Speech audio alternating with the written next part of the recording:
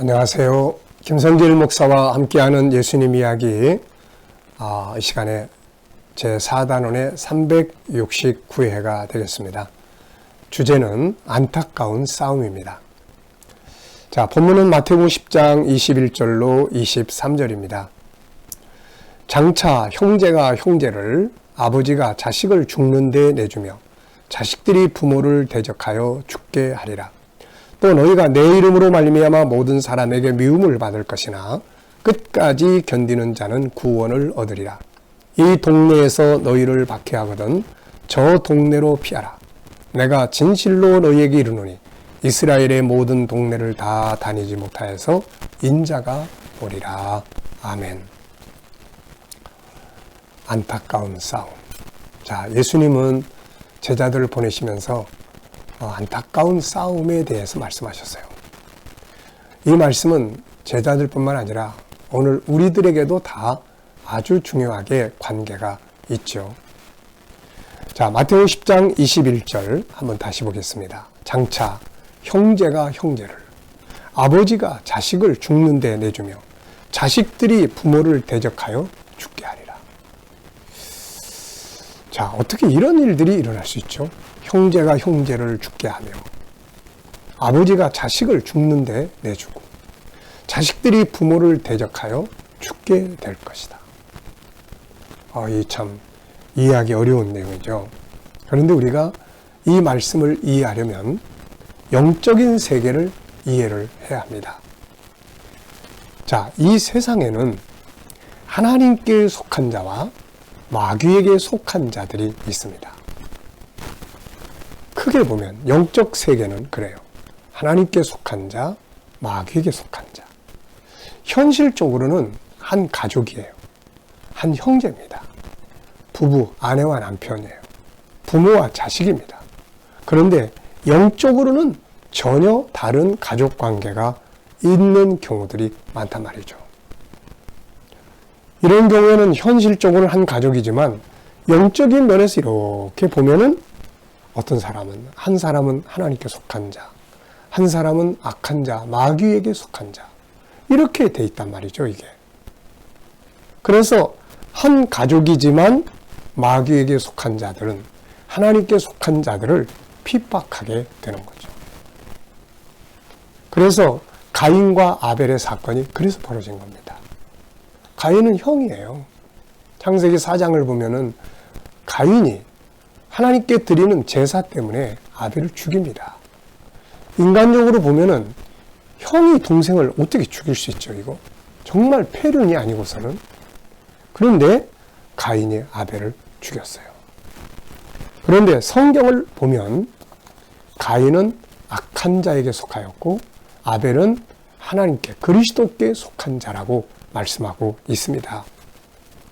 마태복음 23장 35절을 보면 예수님께서 의인을 말씀하실 때 아벨부터 시작을 하죠. 의인 아벨의 피로부터 성전과 제단 사이에서 너희가 죽인 바라기아의 아들 사가랴의 피까지 땅 위에서 흘린 의로운 피가 다 너희에게로 돌아가리라. 히브리서 11장 4절에는 믿음으로 아벨은 가인보다 더 나은 제사를 하나님께 드림으로 의로운 자라 하시는 증거를 얻었다. 믿음으로 아벨은 하나님께 제사를 드린, 오늘날로 말하면 예수 그리스도를 통해서 하나님께 예배를 드린 이런 사람이라는 뜻입니다.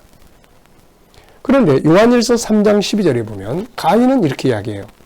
너희는 가인같이 하지 말라. 그는 악한 자에게 속하여 그 아우를 죽였으니. 어떤 이유로 죽였느냐? 자기 행위는 악하고 그 아우의 행위는 의로움이라. 가인은 악한 자, 마귀에게 속한 거죠. 현실적으로는 분명히 아담 하와의 자식들이고 한 형제인데, 형이고 동생인데, 영적으로 보면 아벨은 그리스도께 속한 자, 가인은 마귀에게 속한 자. 그래서 이 마귀에게 속한 자가 그리스도께 속한 자를 핍박하는 거죠. 주님은 지금 그 말씀을 하고 계시는 거예요. 형제가 형제를. 이걸 바꿔 말하면 하나님께 속한 자, 마귀에게 속한 자. 또 아버지가 자식을 죽는 데 내주면 어떻게 이럴 수 있어요? 영적으로 보면 마귀에 속한 아버지가 그리스도께 속한 자식을 무섭게 핍박하고 내쫓고 또 원수들에게 내줘서 생명을 뺏어가게 만드는 이런 일들이 벌어진다. 그런 이야기예요.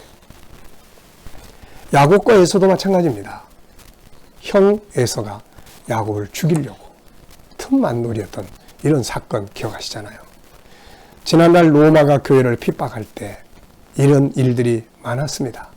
그래서 한 가정에서 어떤 사람은 예수를 믿었고 어떤 사람은 안 믿는데 이때 때로는 부모가 자식을 로마에 넘겨주고 형제가 형제를 로마에 넘겨주고 그래서 죽음에 넘기는 일들이 많이 있었던 거죠. 이런 일들은 역사 속에서 많이 일어났고 앞으로 세상 마지막 때 적그리스도가 등장하는 마지막 시대는 더 심각하게 일어나게 될 것입니다. 사도 바울 같은 경우에도 유대교에서 예수님을 영접함으로 개종을 했어요. 그랬더니 유대교의 아주 뿌리 깊은 바리새 가문에 있었던 그 집안에서 쫓겨나고 말았던 거죠. 그래서 갈라디아서 1장 15절에 보면 그러나 내 어머니의 태로부터 나를 택정하시고 그의 은혜로 나를 부르시니가 그의 아들을 이방에 전하기 위하여 그를 내 속에 나타내시기를 기뻐하셨을 때 내가 혈육과 의논하지 아니하고. 성경학자들은 이 부분에서 이 바울이 그 바리새 아주 전통적 유대 가문에서 쫓겨났을 거고 이때 어쩌면 그 부인하고도 아내하고도 헤어졌을 수 있었을 거다. 이게 성경에 나타난 이야기는 아니지만 이 말씀을 보면 그리고 현실적으로 보면 유대교에 그렇게 충성했던 바리새파 유학까지 보냈던 이 아들이 어느 날 예수를 영접해가지고 이 완전히 그야말로 도른 사람처럼 그러고 있는 거예요. 쫓겨난 거죠, 이게. 그래서 혈육과 의논하지 아니하고 좋은 표현으로 이렇게 말을 했다. 이렇게 보는 거죠. 이슬람에서 한 집안에서 예수를 누가 믿어? 그러면 장자라면 이제 장자의 권리가 다 빼앗기고 쫓겨나는 거예요. 그 집에서. 쫓겨나요.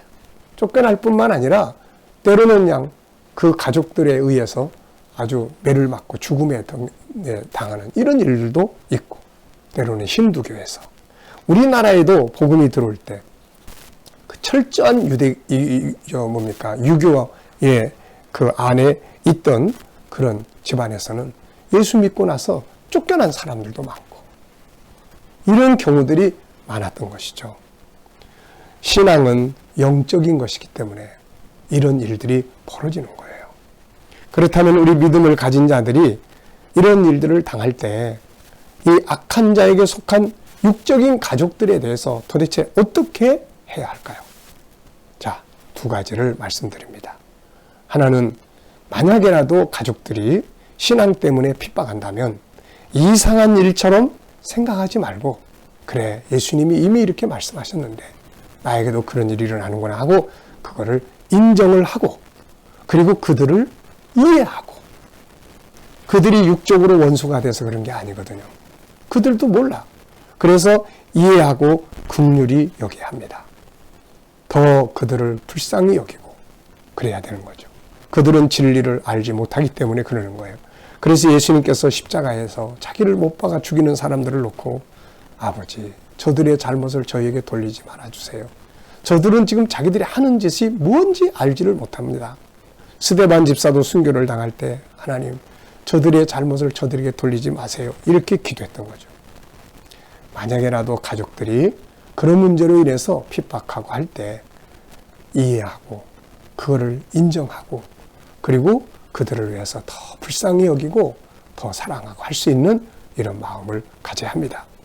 두 번째는 육적인 가족들을 이제 빨리 영적인 가족으로 하나로 만들어야 되는 거죠.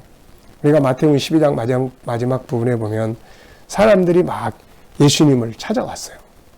그러면서 그 예수님의 누가 찾아왔냐면 예수님의 어머니, 예수님의 육적인 형제들이 찾아온 거예요.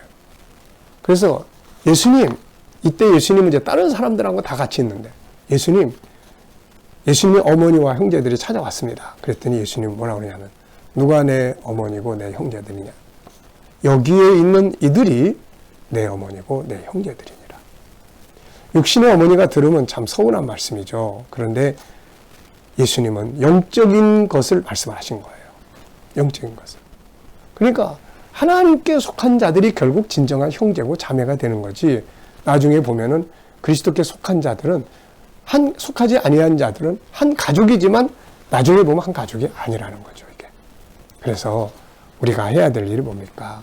나중에 그 형제들도 예수님의 어머니도 다 예수님 안에 들어와서 한 형제 가족이 다 됐잖아요. 우리가 이렇게 해야 되는 거거든요. 그래서 육적인 가족들, 나 혼자만 예수를 믿고 있다면 이제 그 육적인 가족들을 영적인 가족으로 만들기 위해서 우리가 노력을 해야 합니다. 그래서 뭘 어떻게 해야 되겠어요? 무엇보다도 그들을 위해서 항상 기도하고 중보기도 하고, 그리고 더 많이 희생하고 더 많이 헌신하고 더 많이 봉사하면서 그들의 마음을 그리스도께로 돌아올 수 있도록, 나의 잘못된 행동은 그들이 그리스도께 돌아오는 길을 자꾸 막아버리는 거예요. 나는 너 때문에 예수 안 믿는다. 난 네가 다니는 종교는 난 싫다. 네? 자, 이게 얼마나 안타까운 이야기입니까? 그래서 우리 먼저 예수 믿는 사람들이 예수님이 자기 희생한 것처럼 우리도 안 믿는 가족들을 위해서 더 희생하고 더 양보하고 더 헌신하고 봉사하면서 그들이 주께로 돌아올 수 있도록 길을 닦아야 되는 것이죠. 그러다 보면 어느 땐가 육적인 가족들이 영적인 가족들로 바뀌게 되는 거죠. 우리가 그런 시간들을 빨리빨리 만들어야 합니다. 자, 이 시간 말씀 여기서 마치겠습니다. 감사합니다.